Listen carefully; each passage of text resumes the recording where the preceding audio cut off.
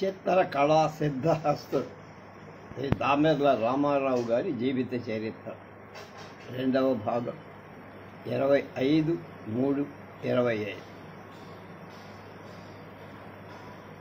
కూల్డ్రేకు తెలుగుదేశమన్న సంస్కృతి అన్న ప్రగాఢమైన అభిమానం.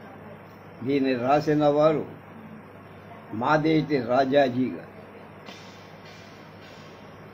తన చిత్రాల్లో తెలుగు గ్రామీణ సౌందర్యాన్ని తన చిత్రాల్లో నిబద్ధం చేస్తూ తెలుగు ఆచార వ్యవహారాలు, పండుగలు, జానపద కళ పదాలు పరిశీలిస్తూ వింటూ తన్మయుడయ్యేవాడు. ఎక్కడ హరికథలైన, కలాపాలైన, తోలుబొమ్మలాటలైన జరిగితే ముందు వరుసలో స్కెచ్ బుక్తో కూర్చొని అశాంతం ఉత్సుకతో గమనించేవాడు కూల్డ్రే. భాష అర్థమైపోతే శిష్యులను అడుగు తెలుసుకుంటూ ఆనందించేవాడు. ప్రతి సంవత్సరం రాజమండ్రి ప్రాంతంలో ధవళేశ్వరం సారంగధర మెట్ల దగ్గర ఉత్సవాలు, తీర్థాలకు తన శిష్య బృందంతో కలిసి వెళ్ళేవాడు. కాలేజీ విడిచిన తరువాత చొక్కా ప్యాంటు టక్ చెయ్యకుండా దుస్తుల మీద లక్ష్యమే పురవీధుల్లో తిరిగారు. అంతేకాక కాలేజీకి విద్యార్థులు తమ జాతీయ దుస్తుల్లో రావచ్చున అనుమతించిన పాశ్చాత్యుడు ఆయన. కూల్డ్రే బంగళా రాజమండ్రి స్టేషన్ అవతల ఉండే. అది ప్రకృతి రమణీయకత మధ్య ఒక పూర్వ చిత్రంలాగా ఉంది. బంగాళా ఆవరణ ముందు వైపున ద్వర్ణచేలు, కంకులపై పిచ్చుకలు కేరింతలు, నాలుగో వైపు గోడపై చిన్న తటాక్, అందులో వాహ్యానికి ఒక చిన్న బోటు పడవ.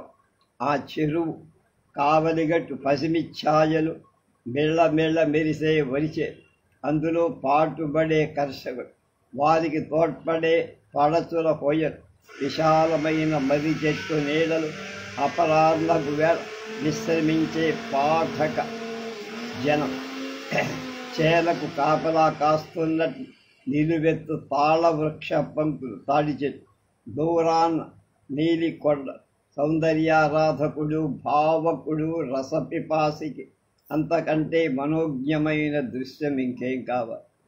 బంగళా ఆవరణలు ఉన్న మామిడి చెట్టు, ఆ చెట్టుకు వేలాడగట్టబడిన పెద్ద తాటాకు గొడుగు కింద కూర్చొని ఏదో ఎప్పుడూ రాసుకుంటూ ఉండేవాడు. కూల్డ్రే ఆ ఉదయపు వేళల్లో లేదా పియానో మీద సంగీతన సాధన కూడా చేశాడు. 1911 సంవత్సరం అప్పుడే కాలేజీ మొదటి తరగతిలో చేరిన సోదరుడు వెంకట్రావు కూల్డ్రే అభిమానాన్ని చూరగొన్న స్ఫురద్రుడు. అంతవరకు ఏఎస్ రామ్ వద్ద కళా సాధన చేస్తున్న తన సోదరుడు రామారావుని దొరగారికి పరిచయం చేశాడు వెంకట్రావు. అది మంగళమయ వేళ. రామారావు భావి జీవితాన్ని తీర్చిదిద్దిన అమృత ఘడి. బిబ్బీస్ జర్నల్, రాయల్ అకాడమీ వార్షిక సంచికల్లో తాను వేసిన కాపీలు చూపించాడు. వినమ్రంగా రామారావు అవి కాపీ చేసిన చిత్రాలే అయిన రామారావులో నిబిడీకృతమై ఉన్న ప్రతిభా వ్యుత్పత్తులు వెంటనే అంచనా వేశాడు కూల్డ్రే. వాటిలో నైపుణ్యానికి ముగ్ధుడైపోయా. పొంగి పరలే ఆనందంతో, వాత్సల్యంతో హక్కున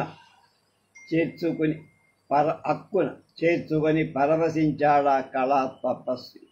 అంతే, ఏనాటి బంధము అన్నట్టు ఆ ప్రథమ పరిచయంలోనే రామారావుని శిష్యుడిగా తీసుకొని ఆనాటి నుండి రామారావుకి మార్గదర్శి అయి యోగక్షేమాలు తనపై వేసుకొని పద నిర్దేశుడయ్యాడు.